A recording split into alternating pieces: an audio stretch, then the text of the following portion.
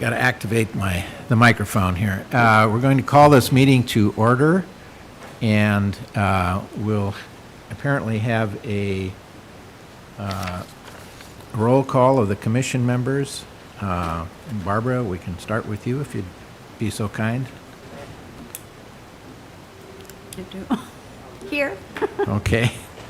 Barbara? Yeah. You, sir? Louis here. Okay, Louis.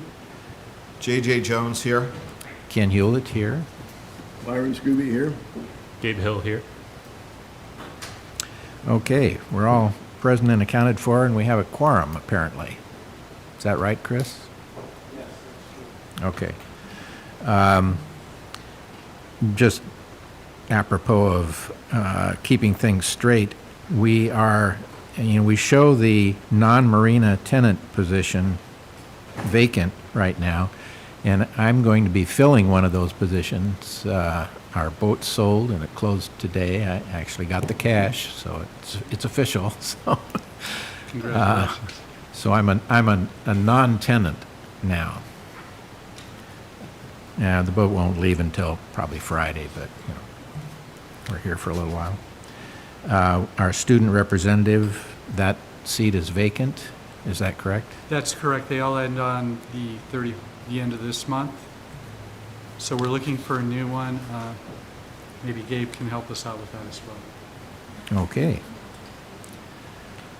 Any questions or concerns about the roll call? Hearing none, we'll move right along and look at the approval of the minutes for the April 8th meeting. That was our last official meeting of the Marina Advisory Commission. So, do I hear a message or a? Okay. No, I didn't make any comments on this one. So I'll move that we approve the minutes as submitted. Okay. Seconded. Okay, it's been moved and seconded that we approve the minutes from the April 8th meeting. All those in favor say aye. Aye. Opposed, no. Okay. Those minutes for the commission meeting on April 8th are approved. And public comment, this is the time when we allow the public to comment on items that are either on or not on the agenda, which is a little new wrinkle. And I don't see anybody that's looks like they're interested in being the public for tonight. Hi, Paul. How are you? You're here as a resource, I would imagine, and so forth. So, okay. Do we have any internet or online type communications from anybody that's providing information? Yes. Good evening. Mikhail Finkel, Executive Services Coordinator. I just wanted to call attention in your packet. There were several online public comment forms, one from Dave Felici. There's one from Cheryl Norris, Tim Economou, Cynthia Campbell, Kyle Renninger. And that's it. And they were all regarding the ordinance 1999, the sale of park property. So those are all in your packet and available also in what was posted on the website. Okay, some of the comments were related to people that resided in Oak Harbor but were designated as Whidbey Island residents. Is that, yes. Was And that a problem with interpretation of the rules or what? I can ask the city clerk about that. That was just how at one point City Council had requested that they be identified as residents and non-residents. So that's how it was presented at the City Council meeting during that. I remember reading one of the comments, and he was told by a council member that there was a space on the form for Whidbey Island residents, and in fact, he said there was not. No, it asks if you're a city resident. Oh, So- city resident? Oh, whatever, yeah. Okay. Okay, so that issue is being addressed by whom? I believe that there was an explanation at the last council meeting, so I will ask that information be passed on to you as to how that Okay, thank was you. resolved. Okay, with there being no other public comment, we'll move on to discussion, which brings us to the financial update. And I do appreciate the Finance Department's attempt at simplifying things for us. We had asked Mr. Goldman some time ago that if he could provide us with a simpler format for the financials, that we wanted to focus on revenue and expenses and not a lot of the adjustments and that sort of thing. So we appreciate that, Mr. Goldman. Anybody have any comments about the, well, I'll turn it, David, did you want to speak to that point? These are the financials that we have to report every year to the state auditor. So the format that you see is what's required by state law and also per GAAP, generally accepted accounting principles. There's two sheets. You have the operating revenue and expenses and non-operating revenue and expenses, and then you have the balance sheet.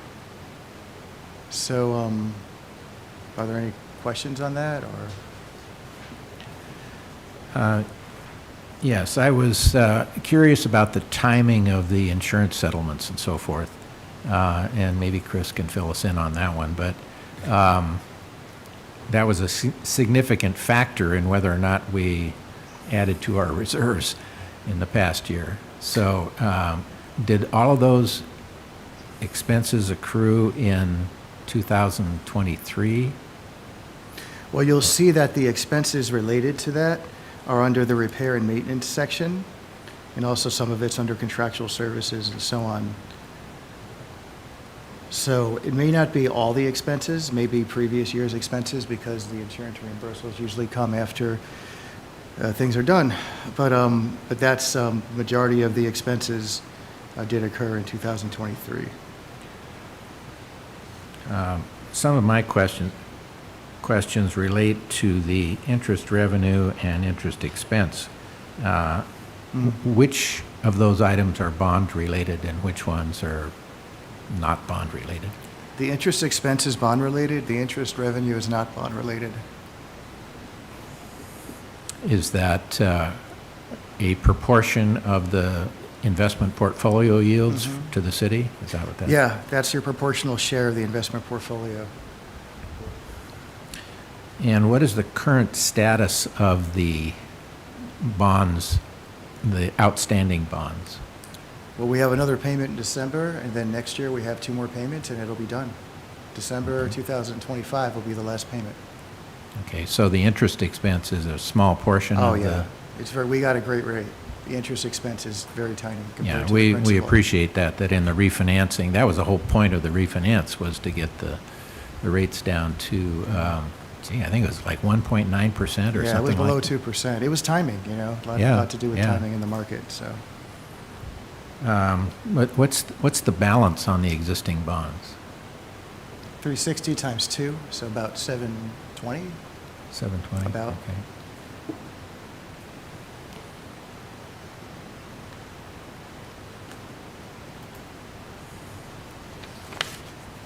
I'm just looking for questions. Does anyone on the dais have a question Yeah, I relative to have this financial several, statement? actually. Okay. What is ARO? That's asset retirement obligation. That's the lumber barges. That's that lease we have with Ecology. When they were reviewing the lease, what was it, 3 years ago or 4 years ago? They found somewhere in the lease on page like 27 that we have an obligation to retire the old lumber barges from like 40 years ago. And they made us come up with an estimated value of that we got from an engineer. And we have to, it's almost like depreciation. We have to like depreciate it down based on the end of Do the. they actually have a positive value? Yeah, that's the value that was provided. Yeah, it was a positive value, and that was the value that was provided to them. I mean, they questioned it, but we showed them our backup, so they accepted it. The state auditor accepted it, so. So while that's an expense, that's not actually cash coming out of the Marina funds? It's not an expenditure, but it's an expense, like depreciation expense. It's not real cash. Yeah. And under insurance claims and expenses, what, I assume that's, is that insurance premiums and insurance claims? What is that number? Oh, represent? yeah, I don't, do you have any further detail on that? All right, she's gonna look it up, find out the detail of that. So we don't, no. She'll get the answer for you in just a second. Oh, okay. Would that be net, expense net of the, no, it wouldn't be. That would be a positive number. Oh, okay. I'm guessing, never mind.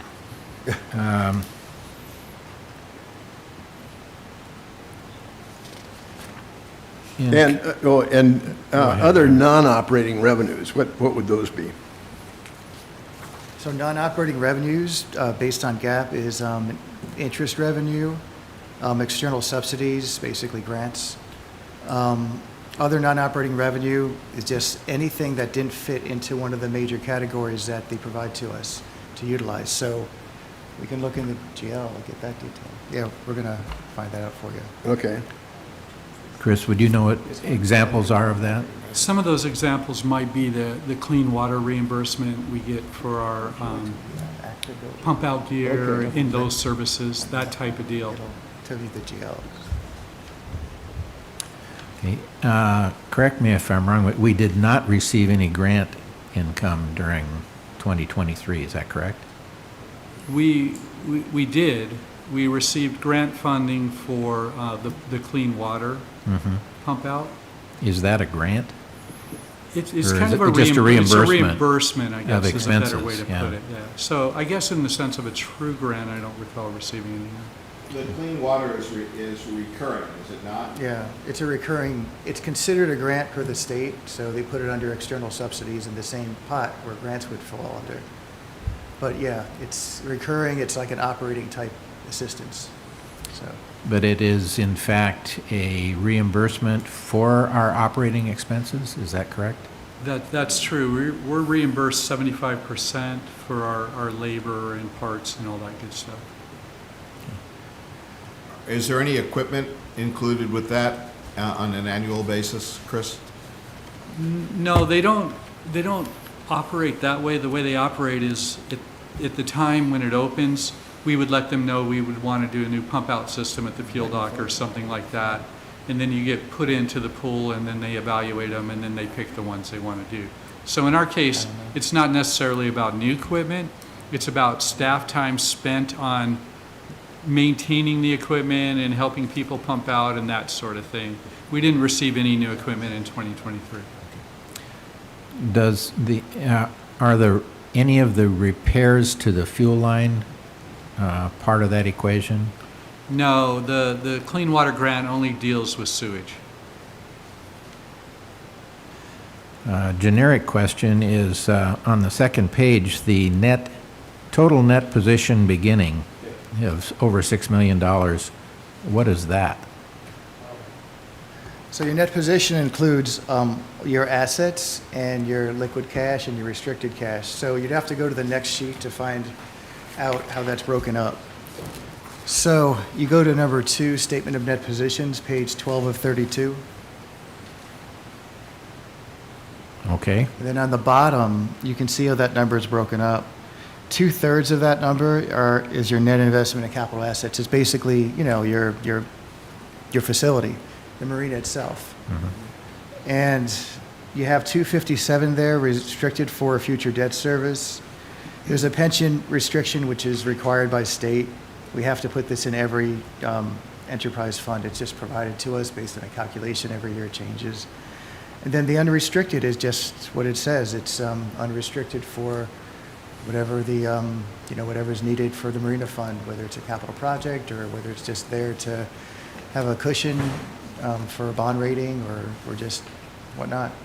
So that unrestricted, is that what we're calling our reserves? Yeah, that'll be your unrestricted reserves as opposed to like the 257,000 for debt service. That's a restricted reserve. The unrestricted is your unrestricted reserve. It seems that this number is much bigger than what we've talked about as being our reserves in the past. Because in this report that we filed with the state, they want to see the whole Marina fund, which includes the operating fund 410, the capital fund 440, and there's a small fund 420 for, I forgot what it's for, but just basically for SDCs, which you don't really collect like the utility funds, but it's a small fund. But anyway, the two main funds are your capital and your operating. So that's combined there. So when we get a number that says what our reserve is that just our operating reserve? What is that? It seems to me we had like 1.3 million or something like that. It's about 1.3 million in the operating fund. And then if you print out 440, you'll see that about $800,000 is sitting there in the capital project fund. So together, it's about that amount. So I guess what I'm asking is if we're calculating our reserves that might go into our dredging project, are we able to book all of this? Well, first, what's not part of this is, an accounting document. They don't really count your, 25% operating reserve. Mm-hmm. That's something that is not considered restricted by GAAP, but it's something that we take into consideration. So basically, it's 25%. It's like 3 months worth of operating. So whatever, I'm trying to think what that is. It's roughly about 500. 500,000 about, yeah. 25% of what? Of your operating revenues every year. And since Oh. your operating budget's about 2 million or so, or maybe 2 point something million, it's about 500,000 or so. And so what happens to that 500,000? It's just it's a policy, so. It's a reserve, something we can't get our hands on, is that? Well, it's an operating reserve, so the policy says that you shouldn't dip into, like, not just you, but like, the utility funds and the general funds as well. As a matter of policy, you shouldn't dip into the operating reserve, otherwise it's kind of like a warning flag, like, things need to be looked at more carefully because you're dipping into your operating reserve. It's really to float things for the first 3 months of the year before the main revenues start really coming in. So, Okay. and that's how it is for like all the enterprise funds and also the general fund. So another way to answer that would be that we could spend all of this $2.1 million with the exception of whatever that 25% is, which I believe is around 500,000, 530 in that range there. Okay. That's all the questions I have on Mr. Goldman's stuff here, but I have Chris gave us a real nice rundown on some of the unexpected expenses. Can I ask some questions of Sure. Chris on that? Did everybody get a copy of this, the unexpected expenses? No, I only sent it to Oh, okay. to you two. Okay, well, let me just say, let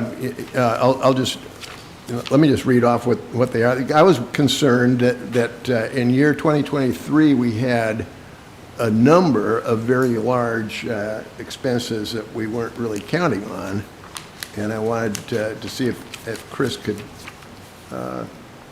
come up with those. And so he lists $40,000 for replacing the breakwater pile hoops, but then it says that's just the marina portion, and the total portion was $340,000, which was from an appropriation. Where did the appropriation come from? That was from the Department of Commerce. It was a $300,000 appropriation. We looked at replacing the whalers along the main walkway in some other projects, but when we got the numbers for the pile hoops, it was $340,000, and we thought that was the biggest need for the marina, to protect the marina, to put those in. Okay. And then he has launch ramp float repairs of $51,400, and that again was a marina portion. The insurance paid $85,000, and then breakwater storm damage of $5,000, and that's the first deductible. And then I guess for the second episode, we have a $25,000 deductible. Is that what our deductible is going to be from here on, or what? What's Yes, that? the Okay. current deductible is $25,000. So Okay. the first storm had a $5,000, and that happened previously, and then the second storm was $25,000. Okay, so we can probably expect, That's the, like, oh, wait, just a second. yeah, Just a correction. It was 25, now it's 100,000. 100,000, okay. Dave just reminded me, thank you. The in total insurance deductible, what about on a case-by-case basis? Is it less? That is case by case. And that's because we've made so many claims recently that we're in danger of losing our insurance, is that correct? That's correct.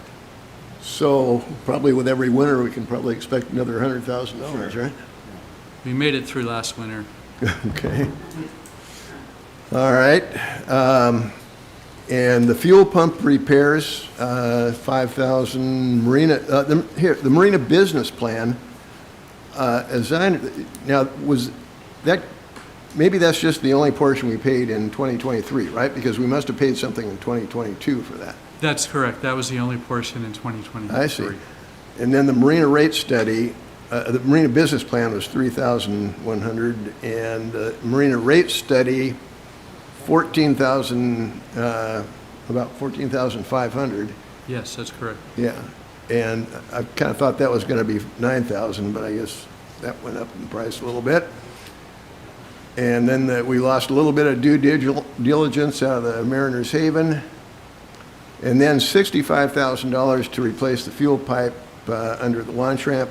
And then for already, the unexpected expenses we've already had in 2024 were $54,000, and that was for the electrical failure. Now, the other thing I wanted to, and actually, I think the other thing that ought to be added to this list is from these numbers that Mr. Goldman just showed us, we have a $70,000 increase in what we thought was going to be our indirect cost allocation. So that's another big unexpected expense. Now, that's the administrative portion? That's just the total indirect cost allocation that we pay each year for all of the city hall services that we use. Then the other question I wanted to ask, did we make any payments to Moffett and Nichols in 2023? We did, but that was budgeted. That was budgeted into the budget as part of the dredge project, so. Okay, yeah, what there are were no we paying? surprises. What can we line item expect? would that be? What line item would that be on the operating, well, I assume it's an operating expense. I think that it would fall into cost of sales and service, maybe? I'm not sure. I'd have to ask Mr. Goldman, but I think that's where it would fall into. Okay, And then he's what's that? occupied at the Moffett moment. Nichols for the dredging, would that fall under the cost of sales and service? It was a budgeted item in 2020. I probably wouldn't be under that. No? What do you think it would be Yeah, under? that's not that's not like gasoline or anything Yeah, like that's that, true. or water. So. We could find it. She's looking right now for the other stuff. Yeah, we'll look it up. Okay. Chris, can you tell us how much we paid to Moffett and Nichols roughly in 2023? I'd be guessing. I don't remember the number off the top of my head. It's in the, That's after. Just a range. I'd say in the Right now, just look for 150,000 range. somewhere Okay, in there. and then are we going to be making some more payments to them in 2024? Yes, we will. How much would that be roughly? I believe that's going to be more into the 70,000 range. Okay. We've paid for the largest percentage of costs associated Okay. with that to this point. And I can look those numbers up and Okay. get back to you tomorrow with them. So one of those categories, was that covered by a grant from either the county or the state? What is it? No, there were no grants involved in that at this point. 23. I thought we were going to be able to tap some of those grant revenues for expenses incurred in the due diligence. What happened to that? Oh, that. I thought you meant regarding Moffett Nichols. Yes. No. Yes, absolutely. We did receive grant funding from the county this year The revenues, right? to reimburse us for the due diligence. 2024? 2024, yeah. We just received it right after the start of the year. For which due diligence? Was that due diligence on the boatyard, or was that due diligence on the dredging? On the boatyard. Okay, because I So- think we had received an RCED grant for the boatyard in the amount of $675,000. So we had due diligence costs, and then we paid 10% of those costs, and they paid us back 90% of that. I thought we returned the grant that we received for the boatyard. We did, but we incurred costs that fell in line with what the grant was for, so we were able to file for that grant reimbursement for the items we did, and then turn in the remaining And you were amount. able, and we received that? Yes. Oh, yeah. Okay. Yeah. We didn't receive the total amount. Right, okay, I got you there. That's 10%. So the Moffett Nichols, excuse me for just a second, Byron. The Moffett Nichols, what we paid in 2023 was directly attributable to the dredging and the permitting process? Yes, that's correct. And that was all we paid Moffett Nichols for? Yes, yes. And did we determine that that was under contractual services, or what line item? They're still working on that, so Okay. it could be. Yeah, and let me explain that Moffett Nichols is working for us in several different areas. They're working on the dredging, they've worked on the breakwater, they worked on the launch ramp, so there's lots of pieces. But specifically, what you're asking about, the dredging, yes, that's what we paid them for. Remind me, if you would, how long was the launch ramp under repair? Oh my gosh, it was a couple of years, just short, well, it was about, Spanning what length of time? so I believe it went out in March of '21, and we got it back in service July, just right before crab season the following year.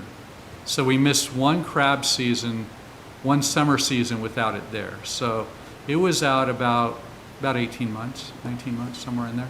Actually, Ken, that shows up in our yearly revenues for the ramp, because we were getting revenues of $18,000 and $16,000 in 21-20.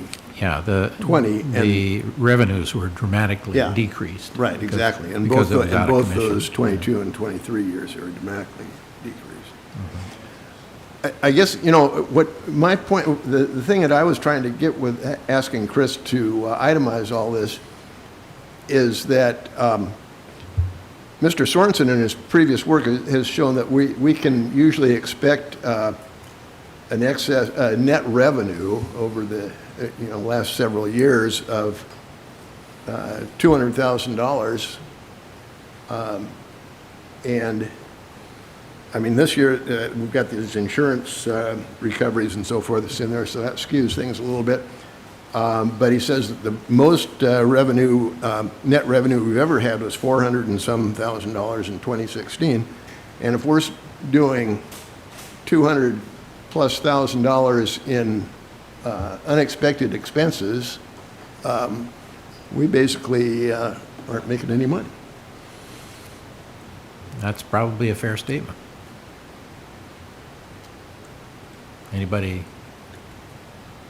Anyone from city staff want to chime in on that? I think that's fairly accurate. I think that we had a lot of expenses in 2023 that we didn't budget for. Things happened, things broke. It was a shame the way it worked out. So far this year, we're into it for a little over 54,000, and we don't know what's coming down the pipe. And, The and the other, marina- The marina industry is a tough one. In a car, you can test things and know that this is going to fail. In your home, you can do the same. But in the marina, the fact is, we really can't see a lot of this because it's underwater or in conduit or both. And that was the exact case in this electrical thing. There was no way for us to predict what was going to happen, and there's no way for us to predict what's going to go wrong in the future either, other than working on the things we can see and we can maintain. well, the other thing that I'd like to point out is that I think a lot of this is fairly directly attributable to the fact that we haven't had any substantial capital upgrades to a 50-year-old marina. And I think the city and the city council has to realize that we're losing money because of a dilapidated old marina which has not had any capital updates for a long time. Yeah, that's a fair statement. I don't think that's a surprise to anybody, is it? That's the direction we're heading with Moffett Nichols in our projects. You know, all of you are aware that we have the dredging project we're working on now. We're looking at the breakwater, looking at the channel, looking at reconfiguring the marina, because we realize the marina is nearing the end of its life cycle. It's 50 years old. It's lived a hard, salty life, and Well, yeah, the conclusion of the report from 2006 was that we were at or beyond the expected lifespan of the marina. we certainly are on borrowed time, no doubt about that. And I think that we're not alone in that arena. I think that there's several marinas within the Puget Sound that are scrambling, that are in the same shape we're in, if not worse. You know, you're right. That did say that in 2006, Josh. But we've gotten extra out of it. We've had amazing crews that have worked there and been able to hold it together. Yeah, I would characterize most of the stuff that we've done as been emergency type things, and Band-Aids to the existing facility and so forth, because we haven't had the resources to do the long-term kinds of things that need to be done, like redevelopment of the, and reconfiguration is a whole different ballgame. That would be something that would certainly impact future revenues and so forth, as well as hopefully updating the facility.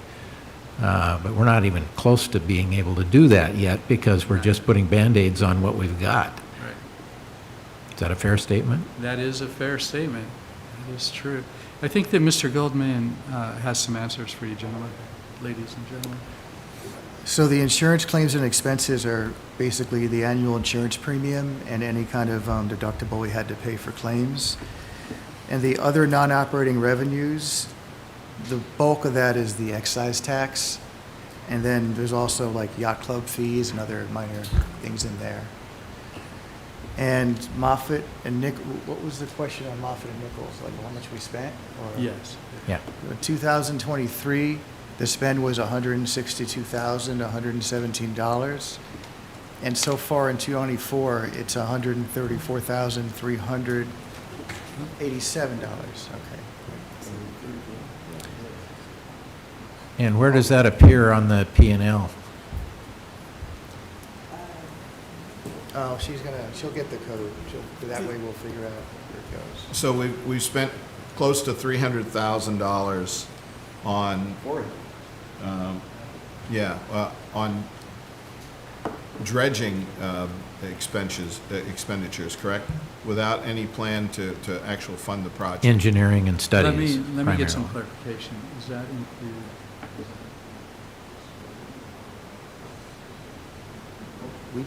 We pulled all the invoices from Moffett and Nichols. We Okay. did not differentiate which project though. So those numbers are partially in part for a number of projects, partially for the breakwater, partially for the launch ramp, and partially for dredging.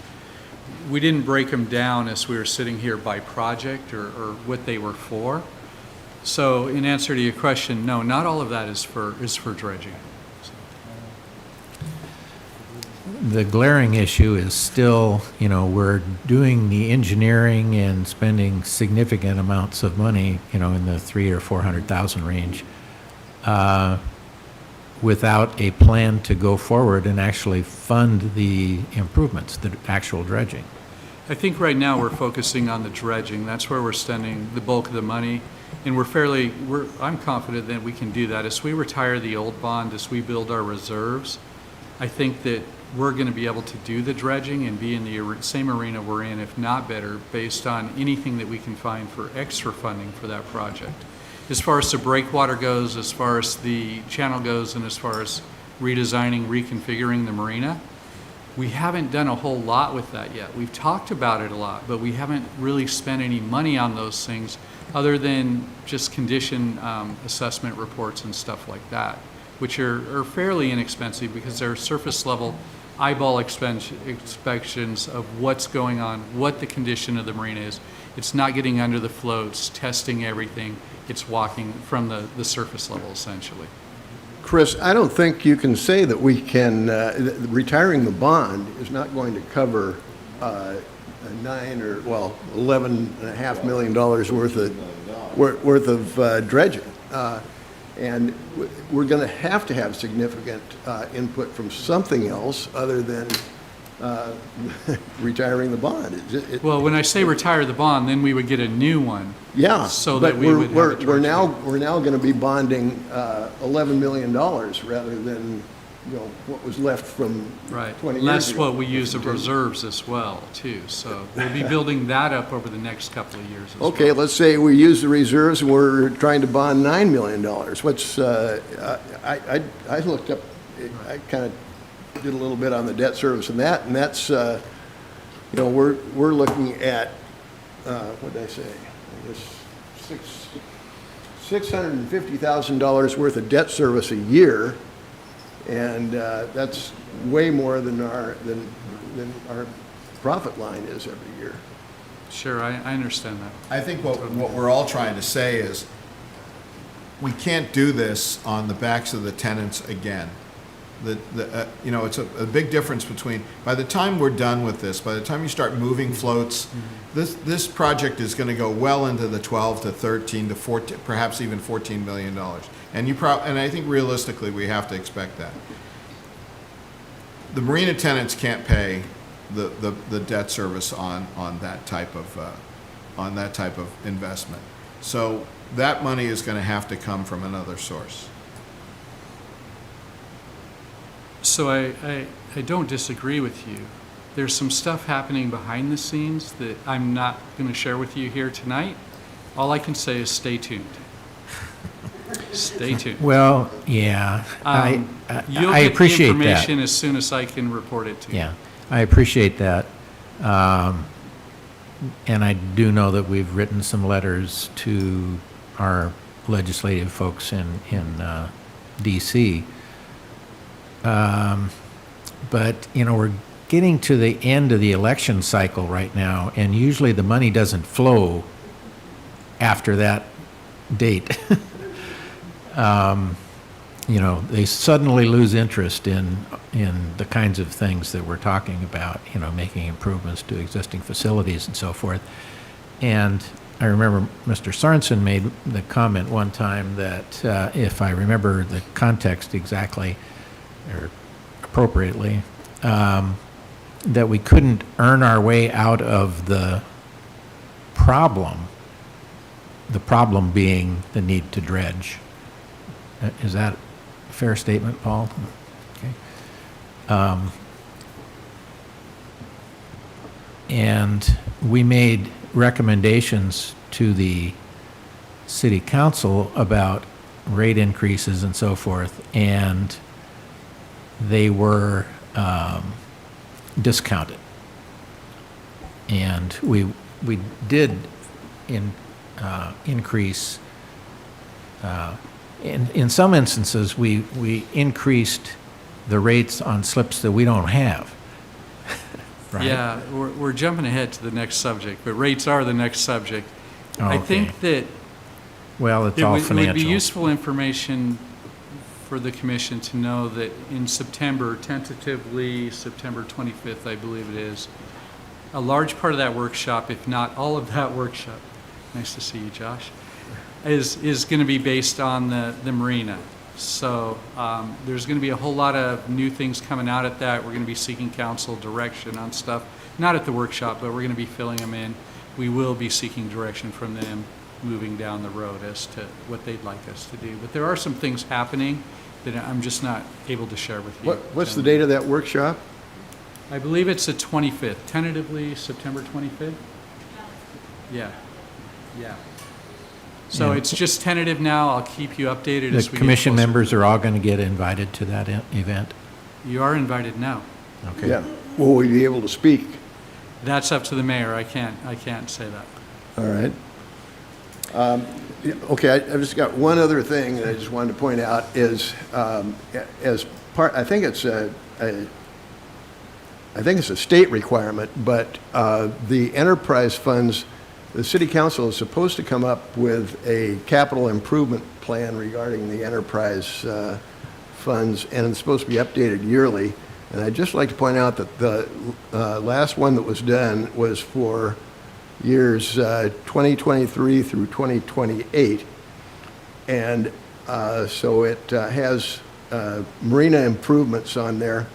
There's been $4,500,000 budgeted for the dredging project. And that, according to where that expenditure is going to come from, it's going to come from the Marina Fund, is what, that's the last updated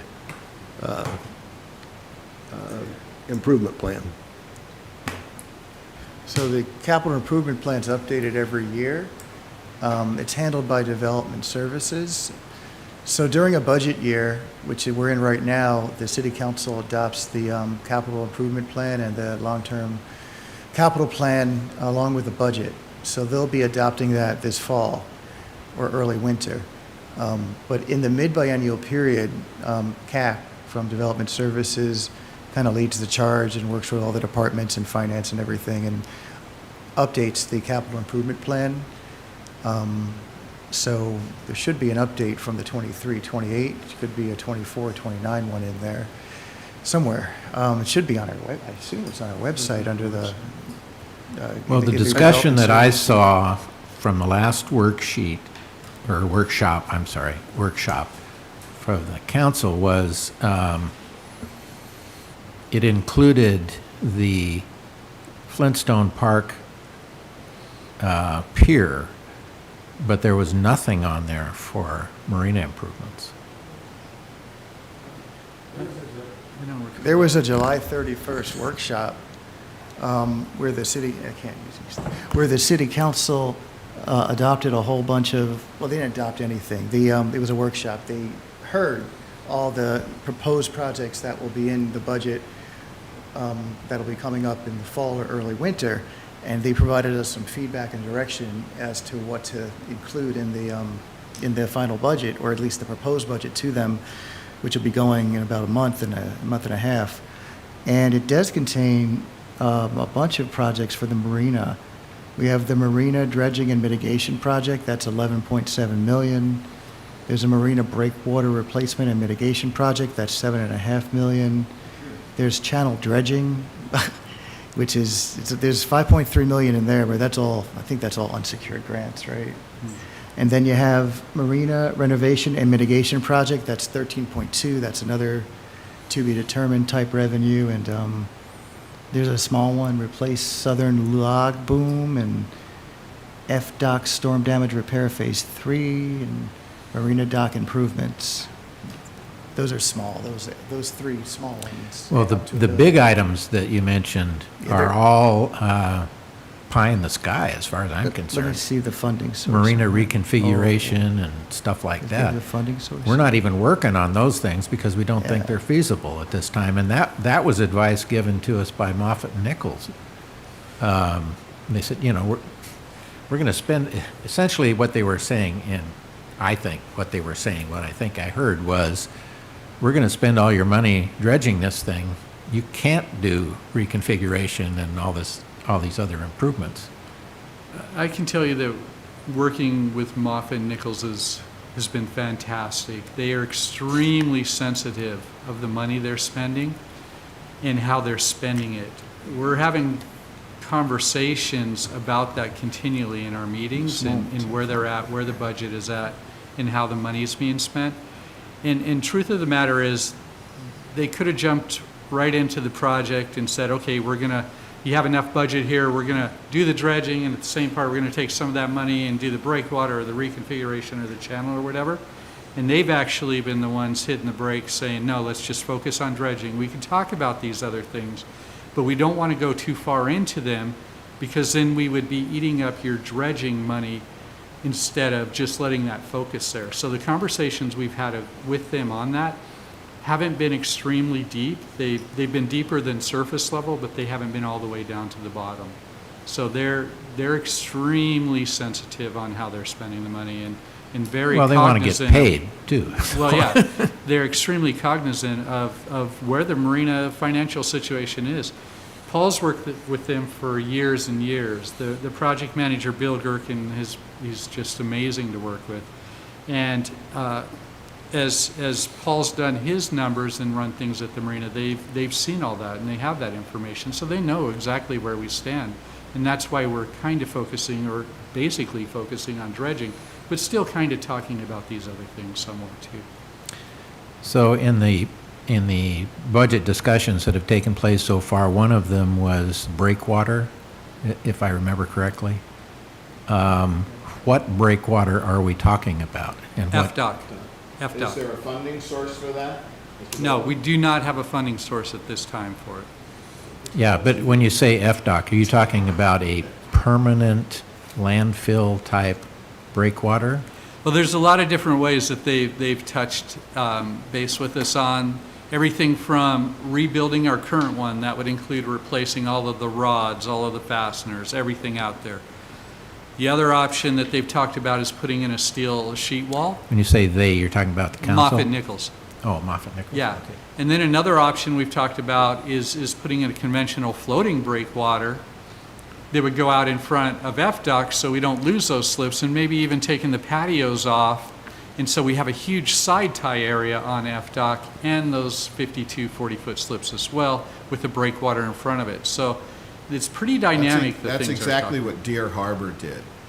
If you've been there, Chris, if you should go look at that if you haven't, because that's exactly what they did. So those, and they probably were involved in that. They were likely involved with that. So those are the kind of discussions we're having, not necessarily you can do this and we're studying this and because of your title configuration and currents, we suggest or recommend this. It's just that kind of conversation. Well, dovetailing with what JJ said, it doesn't matter what kind of ideas you have if you can't pay for them. It really doesn't matter. That's so right. Are we kidding That's ourselves? right. No, I don't think we're kidding ourselves. I think we're trying to look to the future. Although we're not really funding it right now, we're talking about, okay, this is what we need to do in the future. It's better than the book that was written in 2006 or 7 where a lot of money was spent on that book. Now we're just having conversations on these things. So currently, our revenue source for the breakwater is a negative $100,000 in insurance deductible probably every winter. I hope not. I really hope not. Well, in these discussions at the council level and so forth, has anything come up about the future funding needs for the improvements to the marina? Well, during the National League of Cities conference in Washington, D.C., I mean, they spent most of the time there just going from agency to agency and talking to legislatures and, just trying to, see what we can find as far as funding sources from the federal government since the Navy did the dredging in the channel back in 1941, 42. So we spent a lot of time and effort pursuing that, but it's a long process when we deal with the federal government. So we're still pursuing that to see what we could find, because the channel is like is the big deal. It's the one thing that hasn't been touched since they did that. I don't think like 70 years ago or more. Yeah, what has happened out there, I'm referring to the channel, approach channel, in the past number of years, is that the Coast Guard shows up periodically with a work vessel that has cranes on it and so forth, and they move the cans around, the floating channel markers and so forth. And that's all they do. They don't try to, take care of any issues or problems or anything other than relocating a few of the green side cans, because most of the red side of the channel is pilings and so forth, as I recall, if not all of it. They move that one runway every year. Yeah.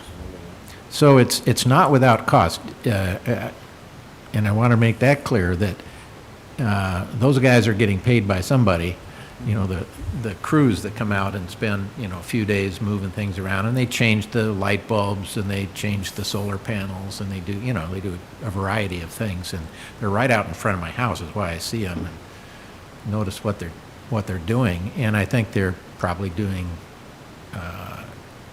an appropriate amount of work and so forth, but again, it's just a Band-Aid to really doing the kind of work that it takes to have a navigable channel. Right now, our channel is not navigable at, you know, a -3 foot or 4 foot tide, which we're experiencing right now. And fortunately, most of that falls during the early morning hours, you know, 1, 2, 3 in the morning, that kind of thing.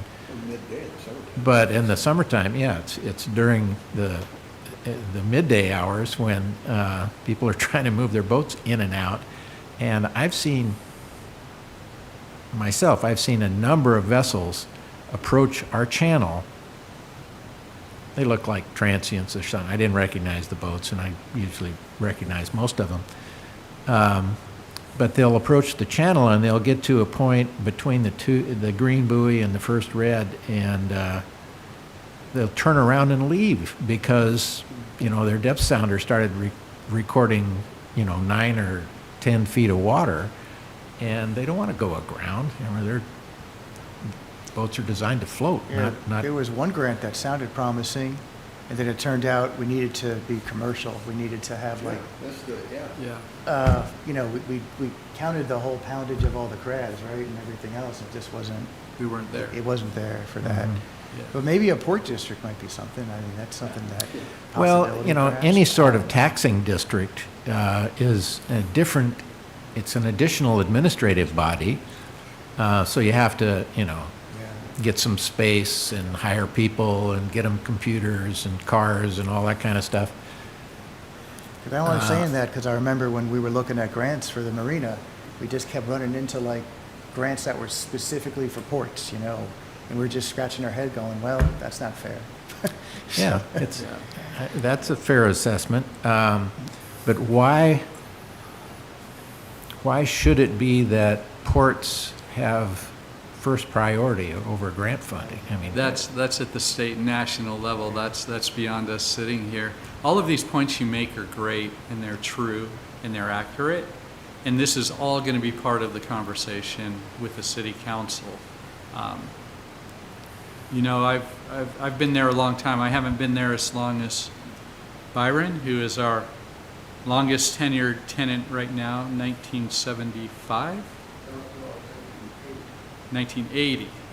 But I've seen a lot of things, and one of the things I've always been trying to find is grants for the marina, and it's extremely, extremely hard. But when I look at those grants, and I open those books and I read those web pages, the common theme is Port District. Common theme is Port District or economic development. The grant that we just made a run after, we thought we were in pretty good shape.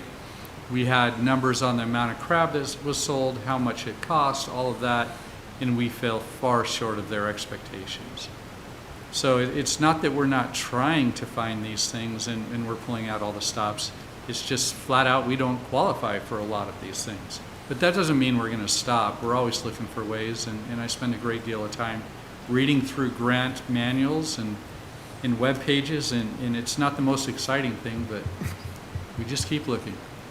I will say that a lot of the infrastructure that was there when I first started mooring in 1980 is still there, like a lot of the electrical boxes Yep, yep. and the That's true. concrete walkways and all that stuff is the same stuff that was there in 1980. Yep, that's true. I'm trying to, I apologize for being late. We got about 2.5 million cash. 4 million, did I hear the city has allocated? So we got about 6 million towards, is that half? Oh, No. the way it works is 4.2 million is the marina facility itself.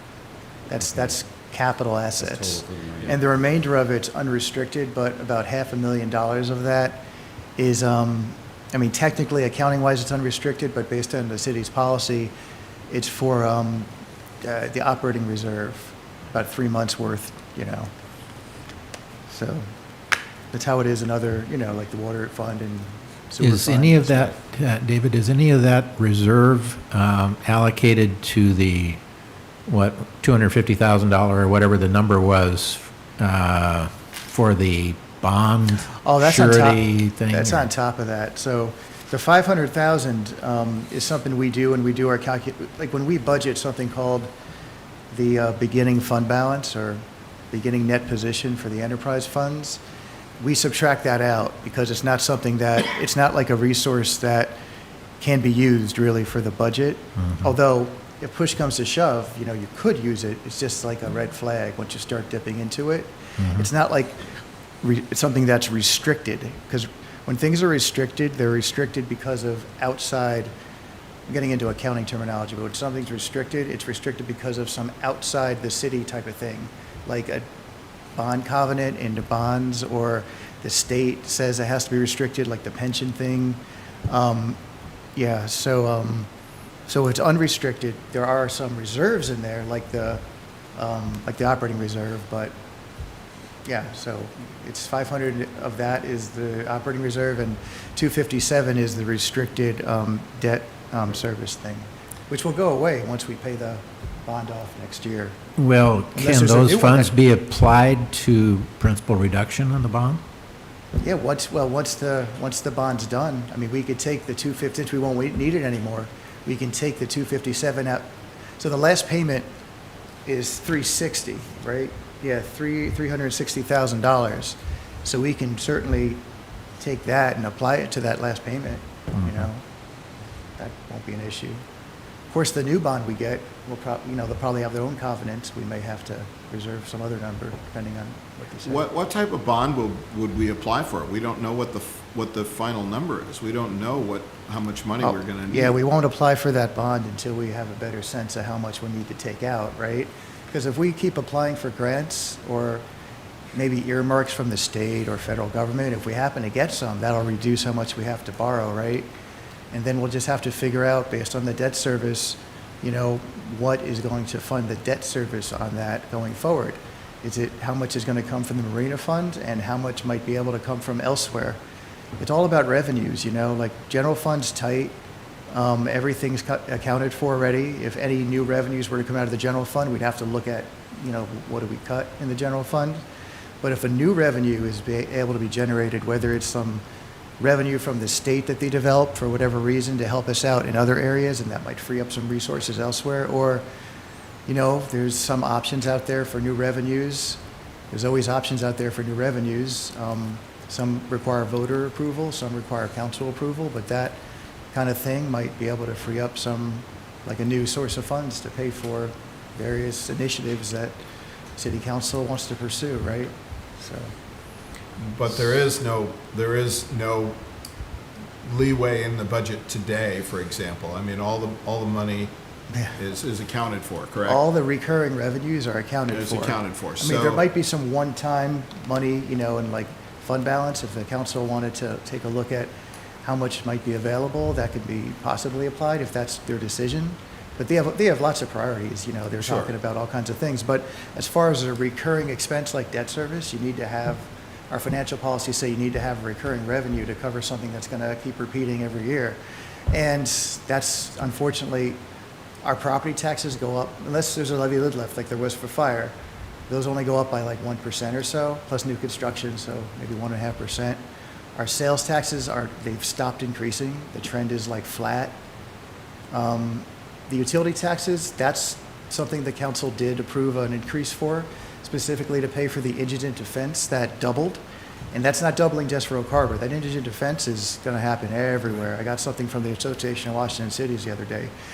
Also, new police officers, the new police officer shift that they approved. So that money's already taken up by those two things alone. That's how much those things cost. So anything else, we'd have to look at, our operations and what decisions they want to make towards operations citywide. That's one of the reasons why I'm moving the city towards a program performance type budget.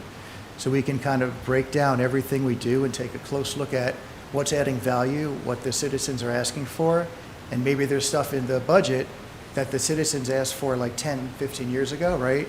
But maybe it's not as high of a priority as it was, and there might be other things that are higher priority than whatever that thing was that was put in the budget years ago.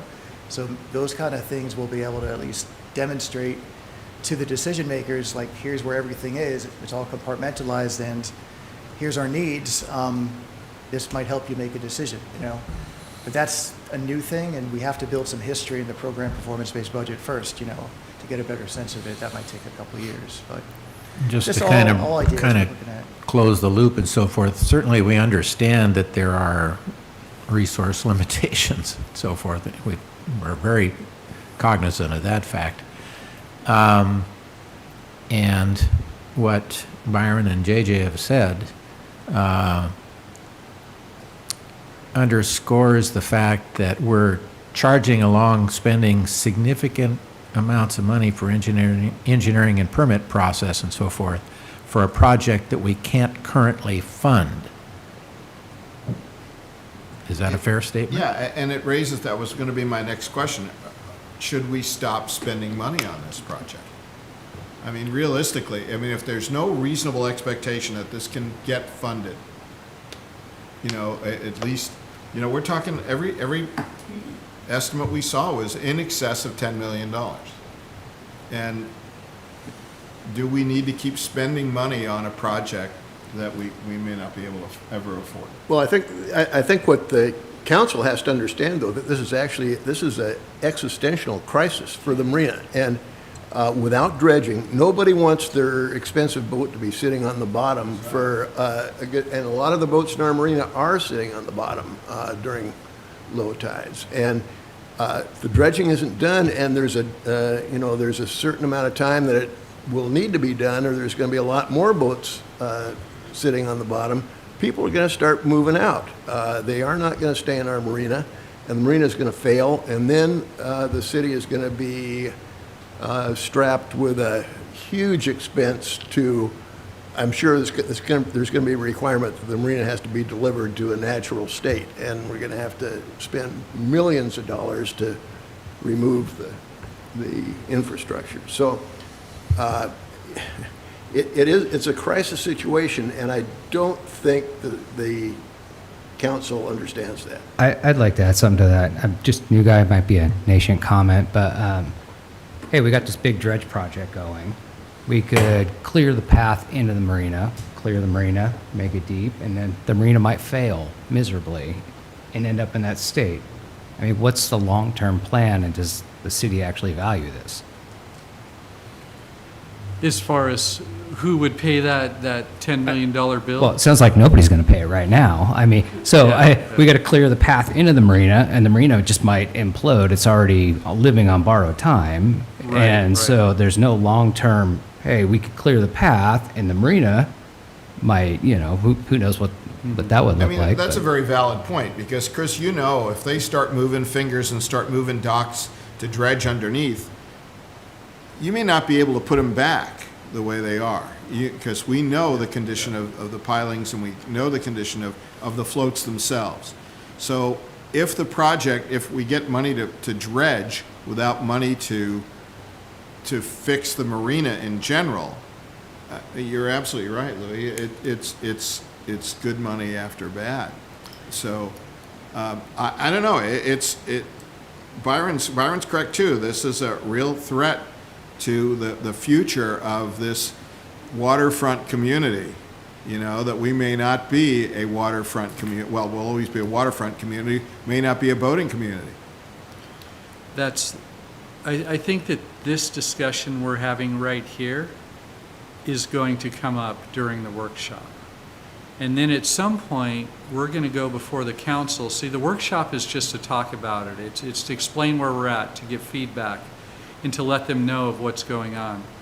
And then at some point, not too soon after that, or not too far after that, we'll go before the council and say, this is what we're doing. What do you want us to do? Do you want us to stop? Do you want us to keep going? Do you want us to do this? Do you want us to do that? Whatever the options may be. So the workshop is really the key to this discussion, and then the city council action after that's going to be really the telltale of where we're going to go. And you're right. I'm absolutely scared to death that you know, we may not find funding for this. One neat thing about moving forward with the dredging is that that permit is good for 10 years. So that means that from the time the permit is issued, we have 10 years to complete the project. Yeah, but you have to subtract out the fish windows and all Right, those right. kinds of things. The interesting thing is, though, we may say, okay, let's continue on with the planning and permitting and design and that stuff and get the permit, because we know that in 5 years this is coming down the pipe, or 3 years, or whatever it may be. It kind of lays the groundwork for the future of the marina if we see any shimmer of light at the end of that tunnel. That we don't have to go through this dredge process or the planning process again and permitting process. We already have that in our pocket. So it's one way to look at it. I'm always puzzled that it takes hundreds of thousands of dollars and several years to permit a maintenance project. I don't have an answer for that one either. That, It just blows me away that, okay, we're going to do what we did 10 years ago again. What's the problem? You know, there ought to be some sort of an approved stamp that, you know, the governor has that. Chris, how much more Slap it in. is committed to Moffett Nichols as a precursor to the dredging? just the phase that we're in, I believe it's about $70,000, but I believe it's just the phase we're in, because there's like 3 or 4 phases to what they're doing. And each phase is a contract amendment that goes before city council for extras. So we've done the eelgrass survey and we've done the cores, Yep. right? Is there anything else do you know what the next step is? Right now, they're just behind the scenes filing for the permits. They're going to be doing probably one more set of surveys. But you're right, they did the eelgrass, and I've received a verbal confirmation that that looked good.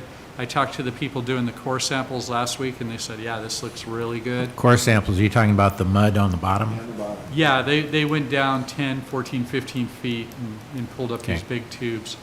It looked like mud, so there was nothing special to it. Sure it was, yeah. Checking for contaminants. It's right? still That's mud. correct. Yeah. So they said, yeah, no treasure chests were found, unfortunately. So those things are looking pretty good. And then now there's the whole filing the paperwork, writing up those reports, testing the samples they took last week, all of that. So there's still a considerable amount of work to be done before we even get a permit. So you're saying stay on the path because once that window opens, we got 10 years to figure out how to fund it, Yes, that's correct. and then 10 more years to figure out how to fund the next one. That's correct. Yeah, the problem with the 10-year time frame is that we already have boats sitting on the bottom out That's here why at it's- low tide. That's why it may be important that we continue down this path. Because if we stop now, then all the work we've done is for naught. Because when we move forward, if we say in 4 years, oh, we found this funding source, now we're going to be 2 to 3 years out in the planning, permitting, and design phase of all this. Well, the conservative part of my nature is going, you know, this is sort of a stop or I'll shoot thing, you know.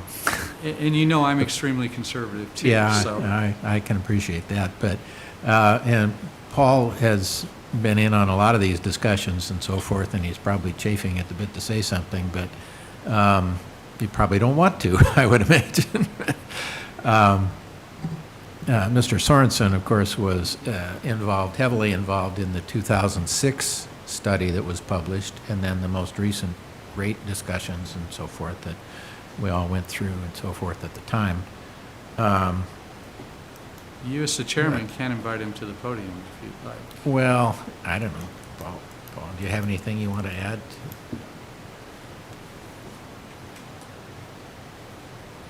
You weren't alone in these discussions. We're going through them. Almost all of the marinas in Puget Sound are 50 years or more. And everything's gotten more expensive, and all your operating costs have increased, particularly over the last 10 years. So it's just a tougher and tougher battle to be able to fund them. Thank you. Okay, thank you, David. So I think you're in the right process, it sounds to me like, having this discussion with the council on the 25th. Paul, if you don't mind me asking you a question, I mentioned to both Byron and Ken that this summer I went to 7 or 8 of the marinas that we used it for comparison in the survey. All of them seemed new and bright and shiny and had projects going on. And I will say they're all port districts. Is all their funding coming from the revenue from the port district? And, just for example, how did Paulsville get that huge breakwater and all those new slips built? Paulsbo got that breakwater at a really discounted rate from Elliott Bay Marina. That's where it came from? That's where it came from, because they replaced the one that they had Right. on it's on the east side On of the the east marina, yeah. So they just moved it out there? They moved it out there, they got some funding, and they're in a tough situation for trying to finance these big projects as well.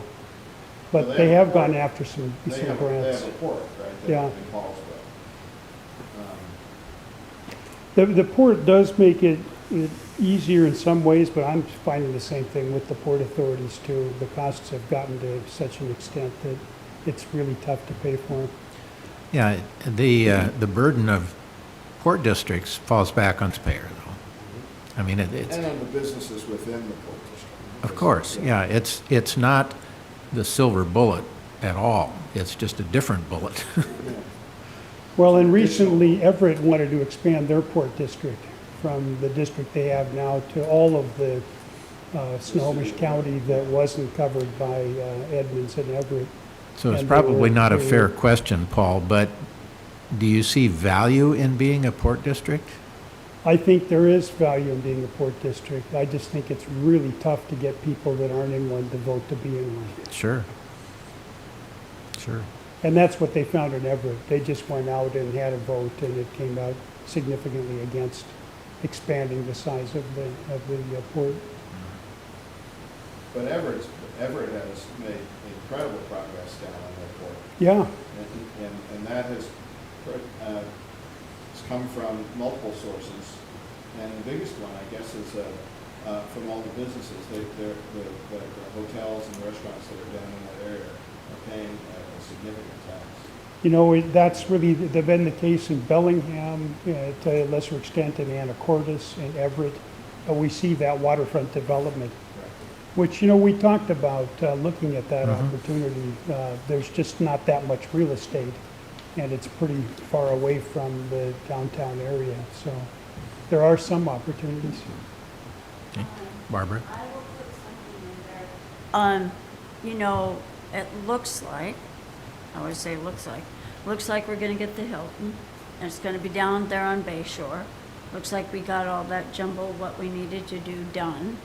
The other thing that Chris has been working on, with Island Transit, we have an on-demand. We have not used it for about 5 years. I got a hold of Selena, the marketing gal, and Chris wrote up a document. The mayor signed it. They're working on it, and it looks like probably this next year, we will be able to have on-demand at the marina. It's a 2-hour, you have to call 2 hours ahead, but at least now people know that they don't have to stay on their boat, they can go out, get off at Bay Shore, do whatever they want to do, go downtown. So that is a possibility, not that it's going to bring revenue, but it makes us look more competitive maybe, or people are going, oh, maybe we'll try it. That's the type of information you need to get in the Wagner's Guide. So when people come to the marina, they know that, if they're looking up a place to stay, you find our inexpensive fuel and the fact that, they have on-demand transportation. And that is what we're waiting for that final approval, probably come in January, we think. But I called and she verified that we got everything, it's in the plans. So I will continue to push, and that would be excellent for the marina. Not that it's going to bring a lot of revenue, but people may decide to come for a short time and look it out, and it's close to our downtown. So between those two things, we hope that we're going to make some difference in the town. And we'll see. And I don't want to get too far afield, but maybe the time is right. Paul, maybe you can weigh in on this question. Maybe the time is right. I mean, we've talked over the years, and we've all discussed that if our marina was 2,000 feet closer to town, the city would have a significantly different feel to it. Maybe the time is now to look at the Dock Street experience. Of building I know, Byron, we have a facility that has 300 boats in it, but maybe for what the city needs is to have a dock and a marina closer to town. And maybe that, someone with some real vision could see that being a project. I don't see that happening. And Yeah, it's- when it's was the really last that- time a new marina was developed in this Well, state? there are some, but if you need to dredge a basin to do it, you're in Yeah, a whole we- different ballgame. Yeah, that's, Well, it wouldn't be a new marina. There was a marina there, or there was a dock. A new dredging project, we can't get this one done. yeah, yeah. And And you'd have this to have entire a- bay is shallow. And, it's just flat out shallow. And, nobody that I've talked to disputes that fact.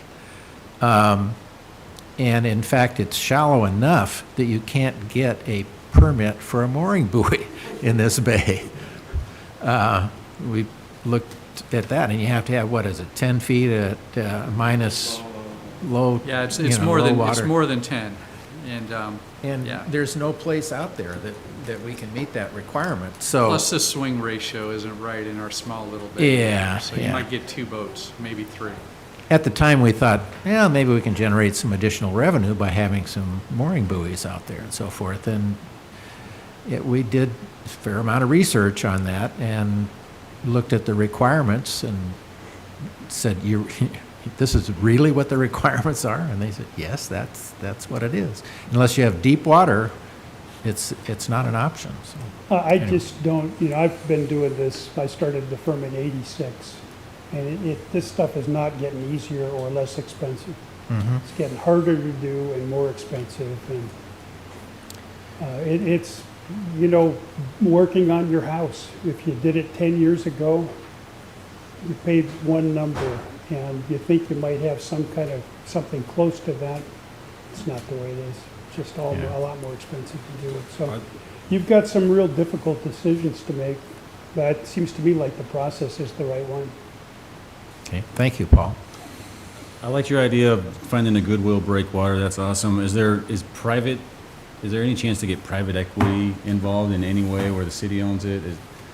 Like getting creative? I don't even know what that would look like. Sponsoring things, because it sounds like we're in a spot there's a no-win situation.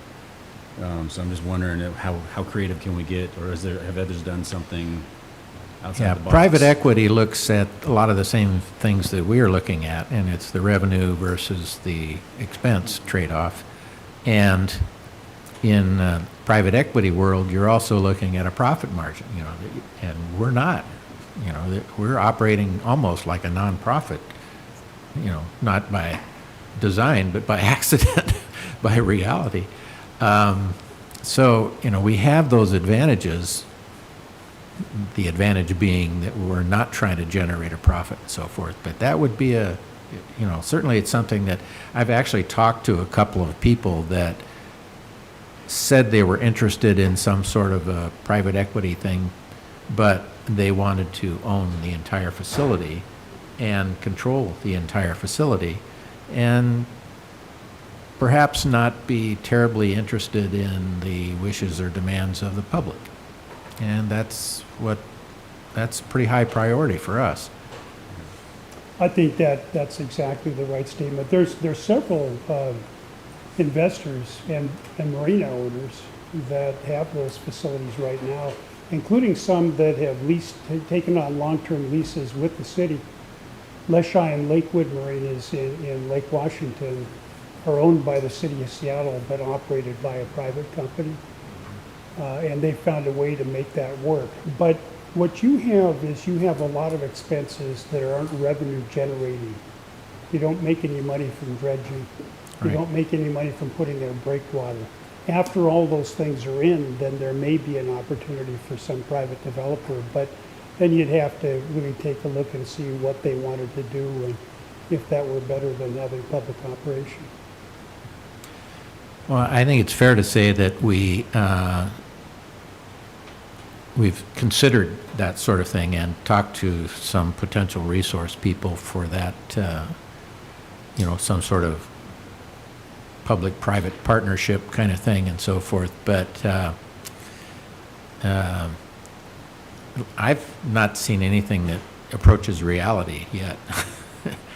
And you're nodding, Paul, that it's a really tough nut when you're talking about particularly shallow water type facilities like we have.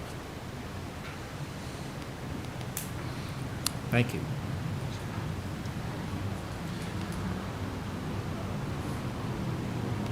Let's move along here with our agenda. The unfortunate timing of things is that we now talk about rate increases.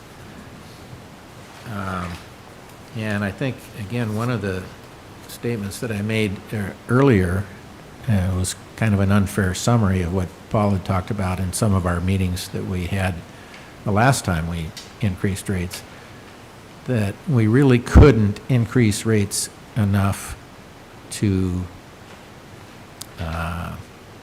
afford all the things that we wanted to accomplish. And, that's a very short summary, but I think a fair one. Anybody disagree with that comment? Or? I would agree with that comment, and that's not really the goal of rate increases, is everything goes up from your milk and your eggs and your bread. It goes up exponentially in the marina. If you look at the projects that Byron had mentioned, Mr. Scooby had mentioned, the fuel pipe, the electrical, the cable alone for the electrical was an amazing $40,000 just for that stretch of cable. So that's really what we're trying to do is stay ahead of that curve. And you heard Mr. Goldman say that it's going to be extremely difficult to get stuff from the city, finances from the city. So what do? We're not trying to fund the whole dredging project or any of these big projects, but we're trying to stay afloat. And you've seen how we do stuff out there. I mean, sometimes the guys are literally straightening nails to save money and reusing fasteners and stuff. So while it's not the best case scenario, without rate increases, we're going to be even farther behind the curve just in our day-to-day operations. Say, Chris, I just a quick question. The $54,000 you said about replacing the main electrical feed, does that include staff costs and building that race and so forth? No. I didn't think so. No. Yeah, so, I mean. That was we about can- a week for all the staff working on that. Yeah, so, I mean, we can substantially increase that 54. 40 times 5 times our yeah. hourly loaded rate. Yeah. No, that's a good catch. Thank you. How does the commission want to address this topic of the marina rate discussion? Well, we agreed that there would be another rate increase come 1 October, correct? I mean, That's correct. The city council, last year, we went through 4 or 5 city council meetings, workshops and meetings and et cetera. And in the end, the council approved a 3-year rate increase on October 1st of each of the subsequent years for the next 2 years, and November 1st of that year because we didn't approve it until October. So this is the second part of that council approved rate increase, October 1st. Where are we at the marina level on this? I can tell you that in the newsletter that's coming out, there's an article about it. There's going to be signage around the marina. And also I'll be sending letters out to all the tenants like we normally do.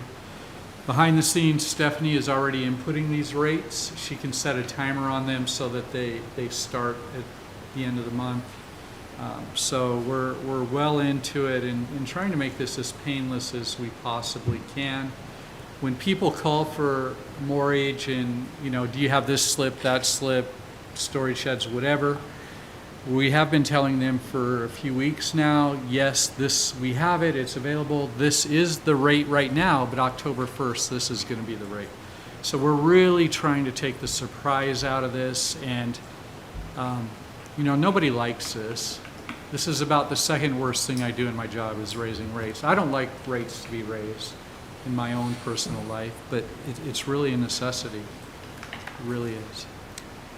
What's the percentage in general, the percentage of the rate increase?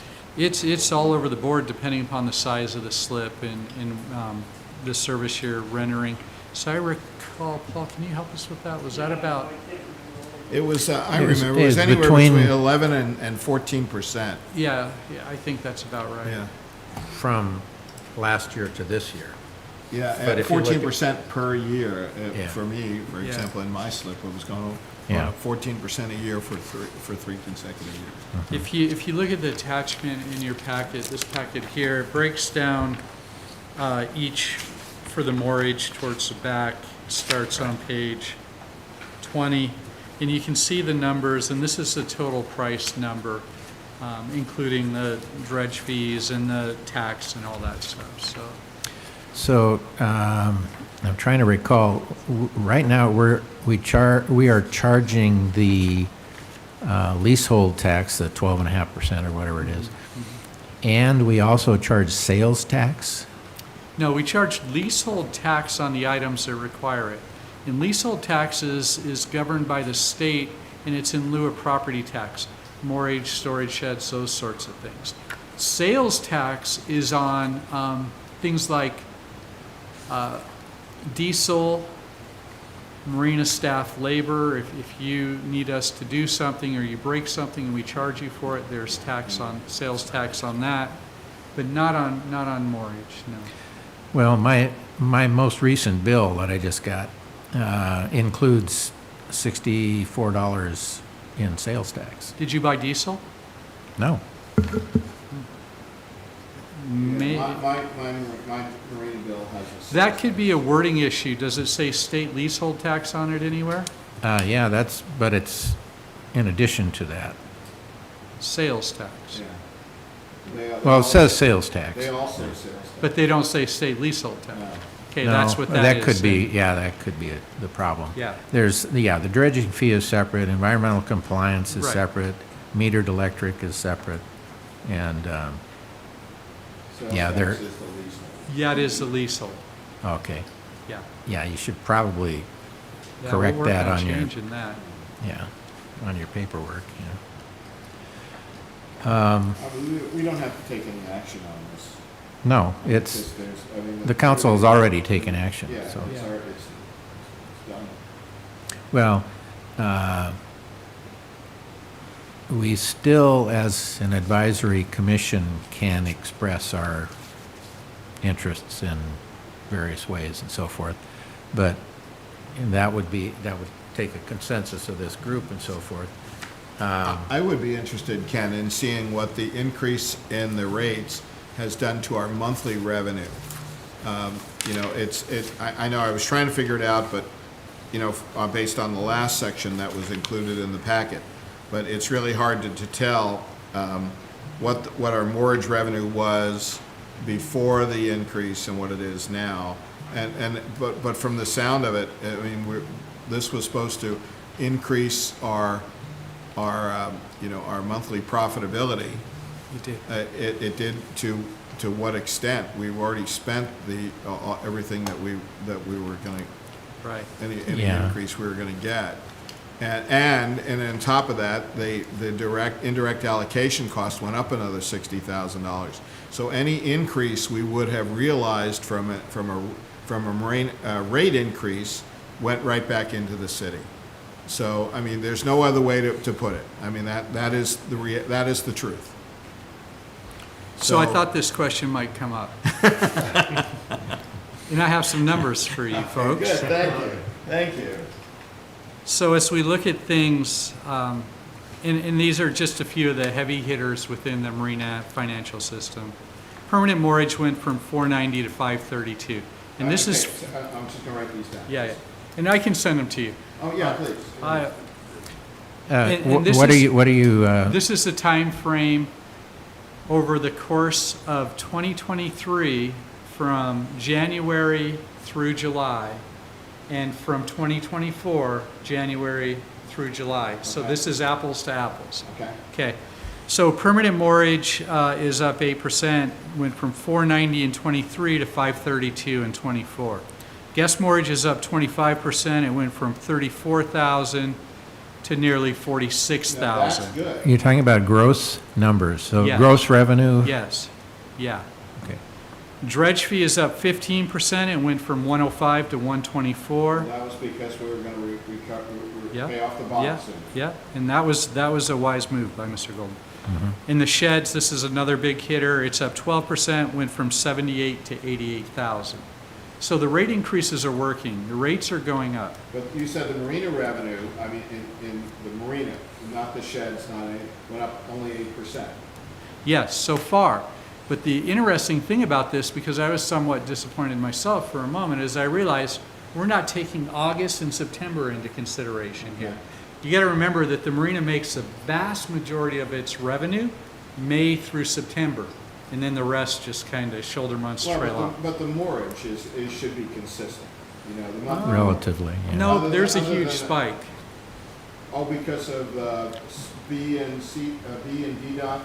Yes, personnel? absolutely. And then the bigger boats that are coming to us for the summer, Right, not guest which mortgage, is but. guest mortgage. Well, no, we have tenants that come in with Right. bigger boats that Gotcha. we put in other places. But did we make $60,000 more since, in the 1 year since we've had the, I would say on these 4 workhorse items, we've made in excess of that. Just looking at the numbers, I'm guessing somewhere around 70, 80,000. okay. But you're right. You know, this money The is, more money we take in, the more money we give to the city, is what it appears to be. yeah. Am I right? Am I missing something? No, that's absolutely right. And you know what, and I'm okay, I understand the city has to, the city has to get what they need from the marina, but we can't keep raising the rates for an elderly facility, for a really old facility. And I'm gonna hear Paul's, I didn't hear anybody ask you to stand up. I couldn't help myself. We're trying to be transparent, Yeah, Paul, so go ahead. we just,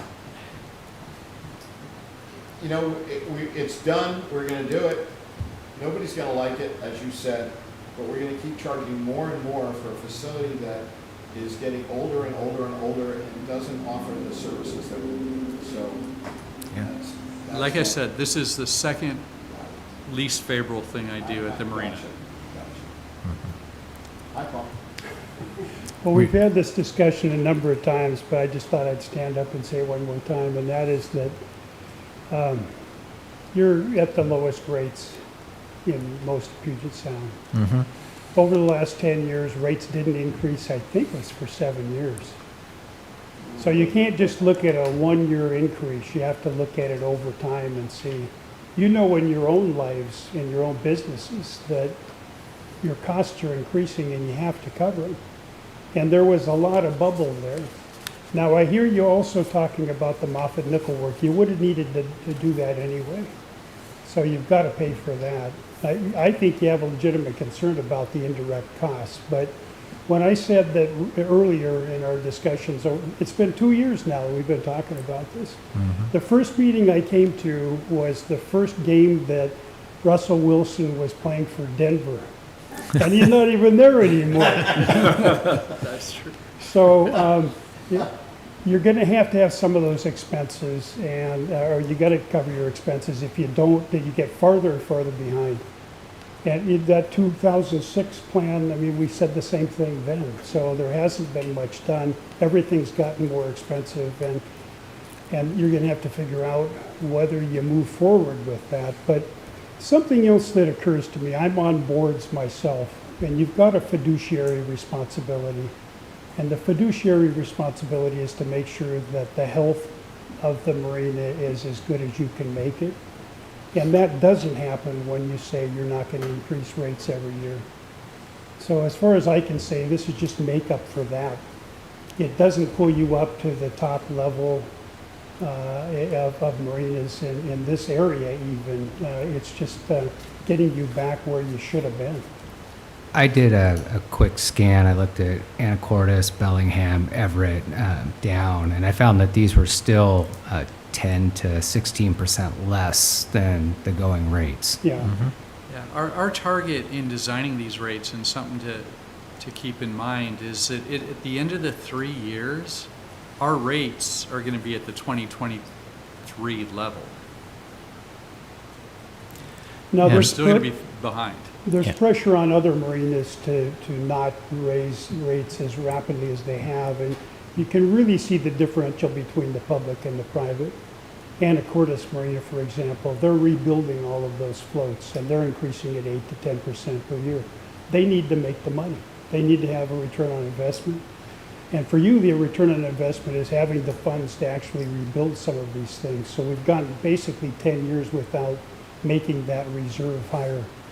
So I would even go to the stage that maybe this is something that the Marina Advisory Committee shouldn't be involved in, is looking at the rates. You can maybe make some comments on it, but I would recommend to the council that this is not a good situation because it didn't increase 7 out of 10 years. Yeah, there is a temptation to kick the can down the road a little ways and say, okay, it's not us, it's the council, and that kind of stuff. And there's some validity to making that comment, but in the final analysis, as boaters, we need this facility, and nobody else is going to pay for it. And we recognize that. And unfortunately, I am no longer a boat owner effective today because the deal closed on the sale of our boat, and my wife can do the math, and she was quite concerned about the ongoing costs of, because it's not just, mortgage, it's insurance and everything else. So we're not kidding ourselves, but at the same time, we recognize that we don't offer all the amenities that, like Anacortes does, where you've got chandleries and you've got restaurants and you've got, all this leasehold type income coming from the surrounding properties and so forth. And we can't do that because we don't have the real estate, as you mentioned. So we're doing the best we can, I think, with what we've got. But at the same time, the question in the back of my mind is, where are we going? We have a competitive rate structure, competitive meaning favorable to tenants here. But at the same time, we know that we can't attract people away from the marinas that have higher levels of amenities and so forth, just based on fuel prices. I mean, it's got to be a package deal, looking at fuel and mortgage rates and the whole 9 yards, plus the amenities that we can offer.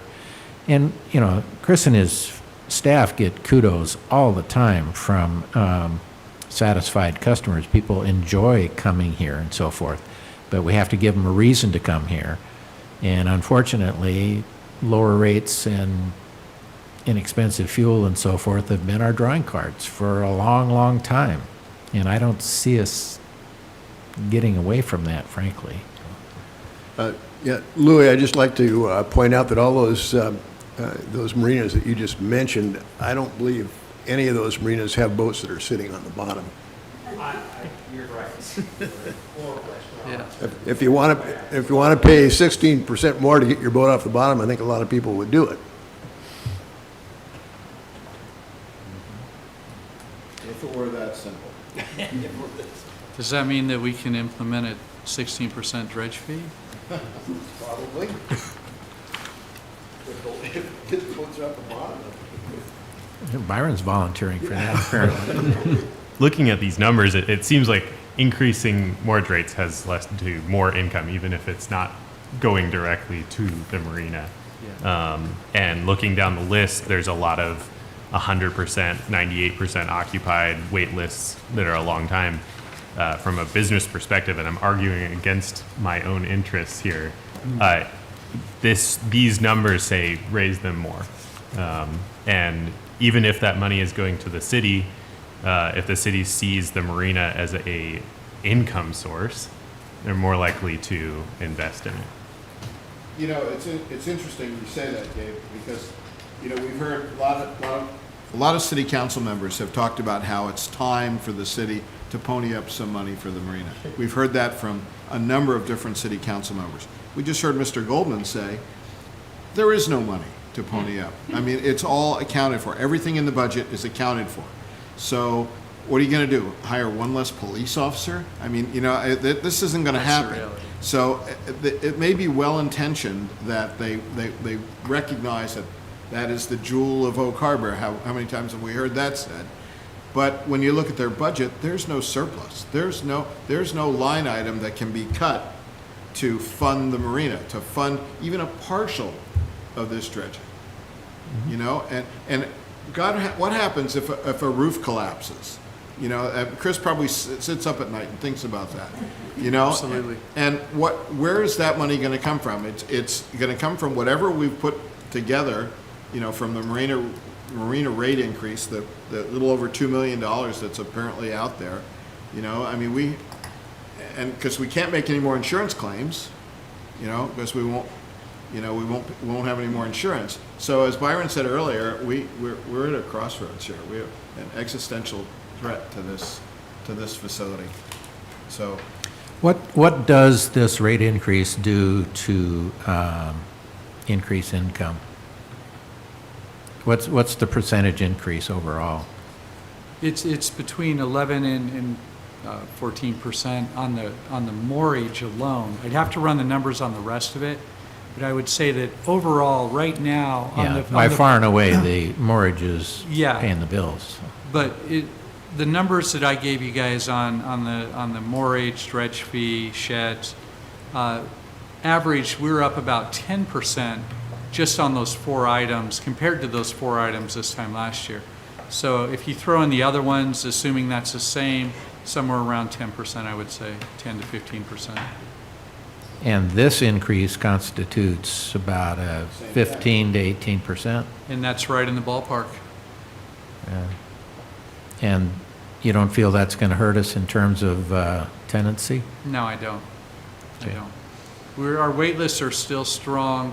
There's still a shortage for slips out there. I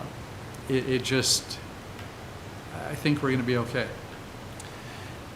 It's a great argument for having trailerable boats, though. It's a great argument to have friends with boats. Well, that's true. Yeah, that's true, too. That's the category you just fell into. Yeah. Okay, since the council ultimately has made this decision already, I suppose discussing it further is meaningless. So, yeah, let's move on to the general marina update. Chris, do you want to give us an update? Sure. It's been a while since we've met. I've talked to all of you, well, most of you individually, about things that are going on at the marina, so I'll just hit on a few of them. Mariners Haven, an update. As you know, we've pulled out of that, so that's a done deal. We are not moving forward with that. Barbara stole my thunder on the Island Transit. That's exciting, and we hope that works out well. Not only will we advertise that in Wagner's, but when you make a reservation with the marina, you get a series of emails from the DACWA system, like, thanks for making your reservation, a confirmation email. These are the things to do in Oak Harbor. If the Island Transit thing works out, this will be a big part of those emails saying, hey, planning ahead, there's a 2-hour delay, but it's 2 hours. If you call in the day before or the week before and you have a schedule, that may work out as well. So I think that's going to work out really well. Behind the scenes in our financing efforts, we did terminate the contract with the lobbyist that we were using. And I have heard, I haven't confirmed this, but I have heard we are still exploring options with other lobbyists. So we'll see where that goes. We are working on the 25-26 budget, and that'll be part of the agenda for next month, just about 3 weeks away. And then my favorite thing to talk about is the 50-year celebration. That's going to be fun. We've invited all the clubs, the Yacht Club, Youth Sailing, Dragon Boat Club, just everybody we can think of to be a part of this. We're going to make it a community fun event. Of course, we're going to have cake. We're talking about handing out free hot dogs and just making it a festive event, maybe doing scavenger hunt on the marina. When is it? It is going to be September 21st, as of right now, from 11 to 2. It's a 3-hour event. I would love if all of you could make that event and just be talking to people that are not marina people that would come to this event, educating about the marina, maybe walking around with them. We're looking at doing a scavenger hunt. I'm going to try and get some of the big boats along the main walkway maybe opened up for tours, maybe the Suva even. Just try and make it fun and capture that, you know, for 50 years we've been largely successful, and now we're at the end of this time where the marina's starting to fail and get old, and we need some help from somewhere. So this will be a community event, not just a marina tenant or yacht club or dragon boat club event. We're going to try and get the word out there and get as many people as we can. It would be helpful if we had some talking points too, that, Yes. you know, you Yes, can do something absolutely. creatively to talk about the age and condition of the marina and the importance to the community as a whole. Yep, and we can certainly put that together, but I think, you know, we're going to have a unique opportunity to get people down there that maybe have never been to the marina to see what the marina is. So it's more than a marina. You know, you see people walking, taking pictures, all kinds of stuff. So, I mean, those are things that people like to do as well. You can show them some of the museum pieces, like those old electrical boxes. Yeah. Take them down, B-Doc. That'd be great. Covered with corrosion and stuff. Yeah. So that's really just the key thing. Summer's been amazing. You heard how the guest moorage revenue's up. It's been consistently busy. We did get off to a slow start because of the winter, but oh my gosh, JJ's had a consistent line by his boat of people trying to get into the fuel dock, which gives us an opportunity to tell people about our marina. And we've actually had people say, I'm here because you talked to me when I got fuel. So, you know, it works. It's the would you like fries with that kind of attitude. So that's my update. And again, I'm there currently Monday through Thursday. We are getting ready to, in October, we'll close on Saturdays. But you're always welcome to come knock on. I don't have a door. Come and see me and talk to me about anything you want. Okay, comments from the commission about the update for I have one. I have a question though for Chris. Hydros for Heroes. Yes, sir. Did the marina receive anything from the Hydro Association in terms of funds? No. Was there any overtime for the marina staff? Yes, there was. Who paid for that? The marina paid for that. Okay. All right. When do the summer hires go away? Tiana's going to leave on the 16th, and then Les and Deck will stick around through the end of September. Okay. The last thing, well, two things. One is, I don't think we can go 3 months ever again without meeting. I think that was really bad. We need to, I'm not gonna be able to make the September meeting because I canceled all my plans in August to be able to meet in August, and Kathy made me move it till September, so I'm not gonna be here for the month of September. But we need to make an effort that we can't go that long ever again. That was bad. And the short notice cancellations are something that can't go on. That's a real disservice to people that are on this board. Okay, the last one I have is, I know that the electrical repair, I know that there was a real effort to get that done, quickly. And God bless you for getting it done quickly, so we have power out there. But what we've created is a 600-foot long trip hazard. I watched a transient boat pull into that space, and I swear to God, the guy was going to go in the water, stepping off his boat, and he tried to step in between the yellow thing and the whaler, and I swore he was going in the water, and the race guy didn't fall in the water. So I don't know if there's a plan, or we can do anything about that, or we can make it more permanent looking, but getting it off away from the cleat and the whaler is I think it's important. I think it's a safety issue. I don't know if anybody agrees with me or not, but I would want to have Kathy step off the boat, try to dock that, put my boat there, because there's nowhere to stand. There's nowhere to step. So that's just my JJ, I'm glad you brought up the Hydros for Heroes, because that really shouldn't be an expense that's borne by the marina tenants. it should not. And what I was going to propose, I thought about this quite a bit. The marina gets $60,000 a month, roughly, in moorage. For two days out of that month, the tenants cannot use their boats. They can't get them in and out of the marina. Therefore, I think the Hydros for Heroes ought to be charged $4,000 for their event that goes into the enterprise fund. It seems only reasonable. And cover the overtime. I think in addition, I think both. Well, It's yeah, a marketing gimmick for Yeah. somebody who's on the city council, and it could be bad optics. Look, I'm not saying he's doing that, but he's getting a sweet deal. Well, it's a great event for the city. I think it drew less people this year because of the time of the year when they had it.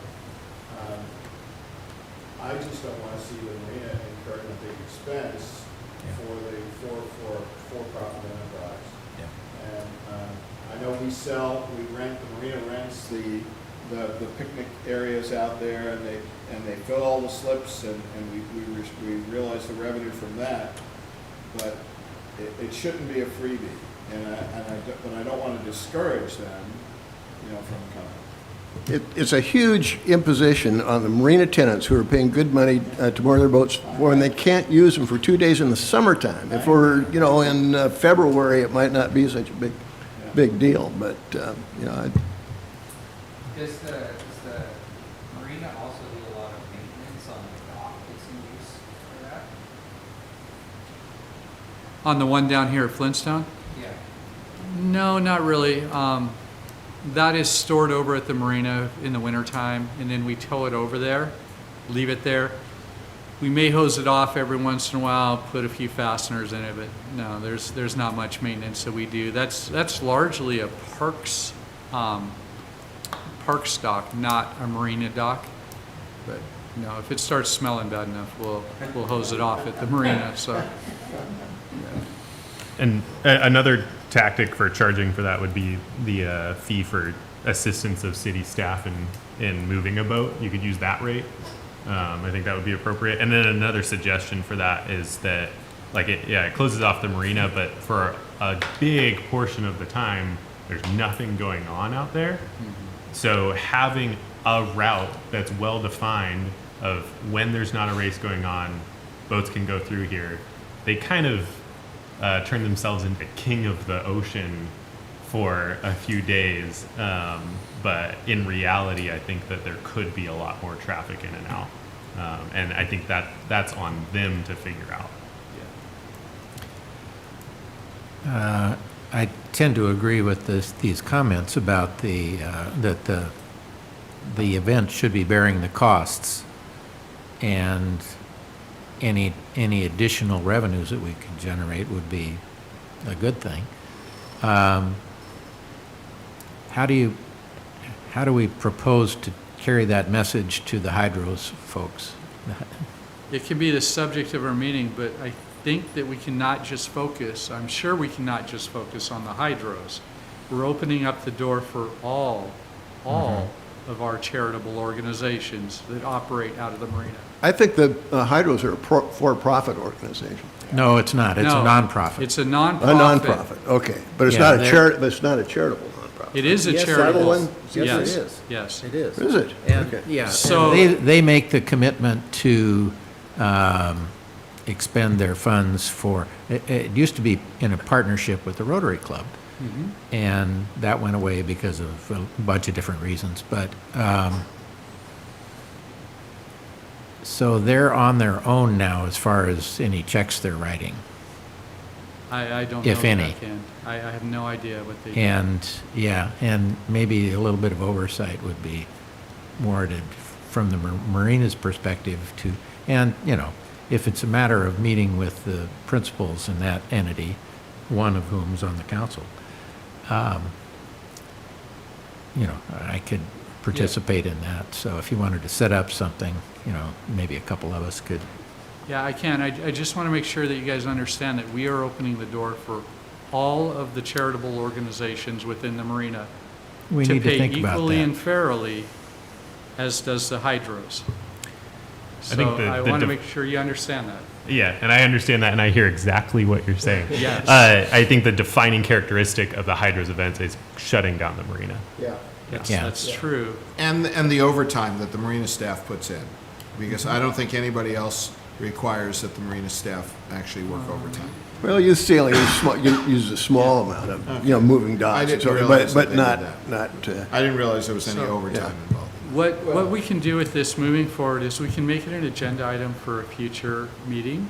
And Okay. then maybe I can invite some of the principals of the Hydro Association and the other, other groups that use the marina to have them here and they can talk about, you know, what their organization's about, because we're a little murky on the hydros. I do believe it's nonprofit charity, but maybe we can get a better understanding of what they do with the money. But they are the only ones that shut down the launch ramp, you know, for the entire event, Yeah. you know, and Yeah, they, for a couple of days Right. on both sides of the. during No, crabbing I- season. I understand where you guys are coming from. I really do. And I think a holistic approach would be appropriate. There are other entities, obviously, youth sailing and the dragon boats and some other folks that I think the marina is able to accommodate without much wear and tear and without much expense and so forth. Hydros is a kind of a unique thing, and Race Week back in the day was a unique event, and there was an income stream to the marina for that event. Maybe not adequate, but it was, you know, there was an income stream. So I'm just suggesting that, yeah, they need to pay their way. We can And definitely we can make add an it to the item. agenda and invite the principals Yeah. to have their say. I just had two thoughts for maybe next time. You talked about Goldberg said there's no money. I kind of heard it slightly differently. He said money is constantly moving around. And so I just wonder, are there people on the council that are friendly to the marina that maybe we need to get in their ear a lot more often? And I hear we have a warehouse full of very world-famous statue sculptures that maybe we could sell a few. Like there's money in places, right? I don't want to offend the Arts Commission, but I hear it's very world-famous, super valuable. So there's parks that, like, I don't know, they have money to move around a little bit. That's one thing. And then the other, I don't know if you've ever talked about, are there more ways to utilize the space? We're paying to dredge this square. Can we fit more boats in there? Is there something else we could sell some of that unused space for that would help and generate revenue on an ongoing basis? That is, good point. the latter one is something that is part of the dredge project, is removing about half of our most vacant areas year-round and making them big side-tie areas to bring in bigger boats, so, to utilize it better. It's a small reconfiguration of D and B dock, essentially. But is that part of what Moffett Nichols is working on now? Yes, absolutely. That's Oh, part of okay. the dredge project. Okay, good. And and I think there are some city council people who are sympathetic and who said publicly that it's time for the city to pony up and fix an aging facility.